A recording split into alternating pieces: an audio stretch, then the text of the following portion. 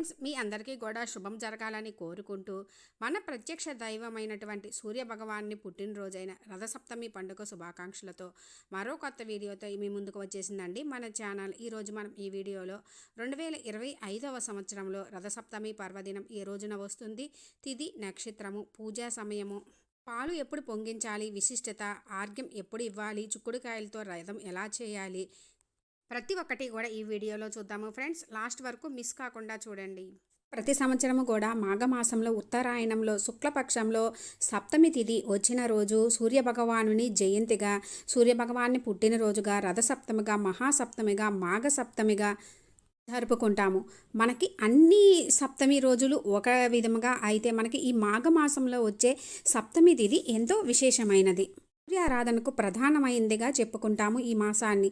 ఈరోజు సూర్య భగవానుడు 7 అశ్వాలతో కూడిన ఏకచక్రాధరుడై వస్తాడని మనందరికీ తెలిసిందే. ప్రత్యక్ష భగవానుడైన ఆ సూర్య భగవానుడు ఆరోగ్య ప్రదాత. మనకి ఎన్ని ఉన్నా కానీ ఆరోగ్యం లేనిదే ఏమీ చేయలేము. ఆరోగ్యం ఉండి అన్నీ సహకరిస్తే మనం ఎందులో అయినా విజయం సాధిస్తాము. అటువంటి ఆరోగ్యాన్ని ప్రసాదించే ప్రత్యక్ష దైవం మన సూర్య భగవానుడు. సూర్యోదయము, సూర్యాస్తమయము ఇలా వాటిని బట్టి మనము సమయాన్ని కూడా తెలుసుకుంటాము. ఎండ అనేది తగలకపోతే ఎన్నో ఆరోగ్య సమస్యలు వస్తాయి. ఎండ కొంచెంసేపు తగిలిన సూర్యోదయం సమయంలో ఉదయం పూట ఆ సూర్య భగవాన్ని భక్తి శ్రద్ధలతో నమస్కరించుకొని కొంచెం నీటితో ఆర్ఘ్యం ఇచ్చి ఆ ఎండలో మనం కొంచెం సేపు ఉన్నా కూడా డి విటమిన్ పొంది మన ఆరోగ్యం ఎంతో బాగుంటుంది. ఏవో ఖర్చు పెట్టి ఏమో చెయ్యాలి అలా కూడా ఉండదు. భక్తిగా నమస్కరించి ఆ సూర్య భగవాన్ని ముందు మనము నమస్కరించి కొంచెం సేపు ఉన్నా మనకి ఆరోగ్యం చేకూరినట్లే. అవునా కాదా, మీరే చెప్పండి ఫ్రెండ్స్. ఈరోజు చేసే స్నానం, దానం, పూజ, ఇంకా ఆర్ఘ్యం ఇవన్నీ కూడా మనకి కోటి రెట్ల ఫలితాలను ఇస్తాయి, ఆరోగ్యాన్ని కలుగ చేస్తాయి. అందుకే ఈ రోజుని ఆరోగ్య సప్తమి అని కూడా అంటారు. ఈరోజు చేసే స్నానం వల్ల మనకున్న దీర్ఘకాలిక రోగాలు కూడా నశిస్తాయి.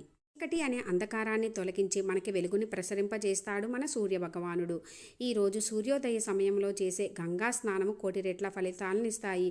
మనకి సూర్య భగవానుడి పుట్టినరోజు కాబట్టి సూర్యోదయ సమయంలో మనం చేసే స్నానం కానీ పూజ కానీ చాలా విశేషమండి. ఈరోజు అందరికీ ఆ టైం కుదరకపోయినంత వరకు కుదిరితే చూడండి. 2025వ సంవత్సరము ఫిబ్రవరి మాసంలో శ్రీ క్రోధీనామ సంవత్సరం మాఘమాసంలో 4వ తేదీ మంగళవారం రోజు మనకి రథసప్తమి పర్వదినం వస్తుందండి. మనకి సప్తమి తేదీ ఎప్పటి నుంచి ఎప్పటి వరకు ఉంటుందంటే 4వ తేదీ మంగళవారం రోజు తెల్లవారుజామున 5:30 నుంచి మనకి సప్తమి తిథి ఉంటుంది. అప్పటి నుంచి ప్రారంభమై మళ్ళీ మనకి 5వ తేదీ బుధవారం రోజు తెల్లవారుజామున అంటే రాత్రి తెల్లవారుజామున 3:09 వరకు మాత్రమే మనకి సప్తమి తిథి ఉంటుంది. సప్తమి తిథి సూర్యోదయ సమయంలో ఎప్పుడు ఉంటుందో ఆ రోజే జరుపుకుంటాము కాబట్టి 4వ తేదీ రథసప్తమి పర్వదినం వస్తుందండి. మనకి 4వ తేదీ 5:30 నుంచి రోజు మొత్తము కూడా సప్తమి తిథి ఉంటుంది. ఈరోజు నక్షత్రము అశ్విని నక్షత్రము. ఇంకా ఈరోజు ఇంత విశేషమైన ఈరోజు సప్తమి స్నానం చేయడానికి చాలా విశేషమైన రోజు కదండి. అటువంటి సప్తమి స్నానం చేయడానికి శుభ సమయము ఫిబ్రవరి 4వ తేదీ మంగళవారము ఉదయము 5:30 నుండి 7:20 లోపల. మనము సూర్య భగవానికి ఆర్ఘ్యం ఇవ్వవలసిన శుభ సమయం ఉదయం 6:36 ఇస్తే, అంటే సూర్యోదయ సమయంలో ఆర్ఘ్యం ఇస్తే మంచిది.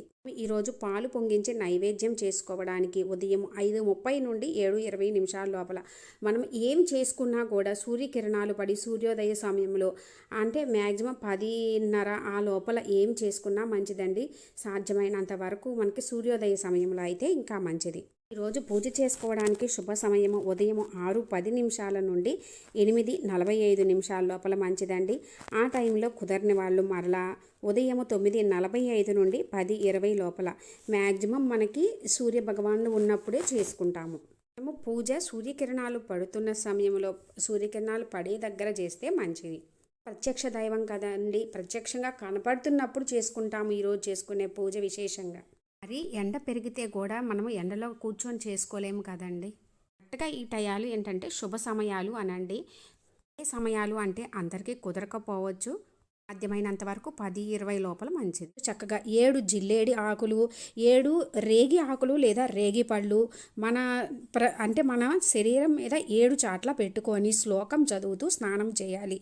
ఈ విధంగా ఈ సప్తమి స్నానం చేయడం వలన 7 జన్మల పాపాలు తొలగిపోతాయి. ఇంత విశిష్టత ఉన్నది ఈ సప్తమి స్నానానికి. స్నానం చేసి 7 చుక్కుడుకాయలతోటి అందమైన సూర్య భగవానుడికి అందంగా చుక్కుడి రథం చేసుకోవాలి. ఆ చుక్కుడు రథం ఏంటంటే స్వామివారు 7 గుర్రాలతోటి వస్తారు కాబట్టి 7 చుక్కుడుకాయలతోటి రథం చేసి స్వామివారిని ఆహ్వానిస్తాము.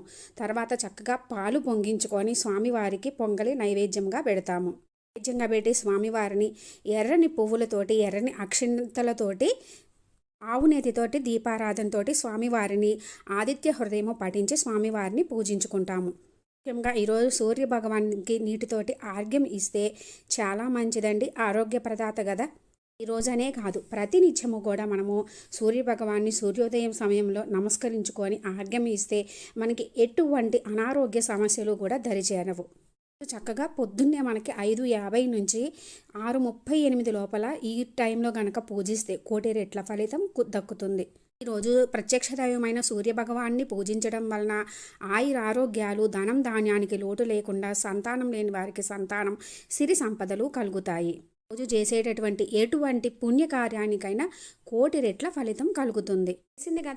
తెలిసింది కదా ఫ్రెండ్స్ మనకి 2025వ సంవత్సరంలో రథసప్తమి పర్వదినం ఏ రోజున వస్తుంది అని. రథసప్తమి రోజు పూజ ఎలా చేసుకోవాలి, పాలు ఎలా పొంగించాలి, చిక్కుడుకాయ రథము అన్నీ క్లియర్గా నేను అప్లోడ్ చేసిన వీడియోస్ ఉన్నాయి ఫ్రెండ్స్. అవన్నీ కూడా ఎండ్ స్క్రీన్స్లో డిస్క్రిప్షన్లో ఇస్తాను. మీకు ఇంట్రెస్ట్ ఉంటే విజిట్ చేయండి. నా ఈ వీడియో మీకు కొంచెమైనా యూజ్ అయినట్లు అనిపిస్తే లైక్ చేయండి, షేర్ చేయండి, కామెంట్ చేయండి, సబ్స్క్రైబ్ చేసుకోండి. పక్కనే ఉన్న బెల్ ఐకాన్ క్లిక్ చేసినట్లయితే నేను అప్లోడ్ చేసిన ప్రతి వీడియో కూడా మీకు నోటిఫికేషన్ వస్తుంది ఫ్రెండ్స్. మన ప్రత్యక్ష దైవమైన సూర్య భగవాన్ని పుట్టినరోజైన సూర్య జయంతి రోజు ఆ సూర్య భగవాన్ని భక్తి శ్రద్ధలతో మనస్ఫూర్తిగా పూజించి నమస్కరించుకొని సూర్య భగవాన్ని అనుగ్రహంతో ఆయుర ఆరోగ్యాలు అష్టైశ్వర్యాలు పొందాలని కోరుకుంటున్నాను ఫ్రెండ్స్. Thanks for watching.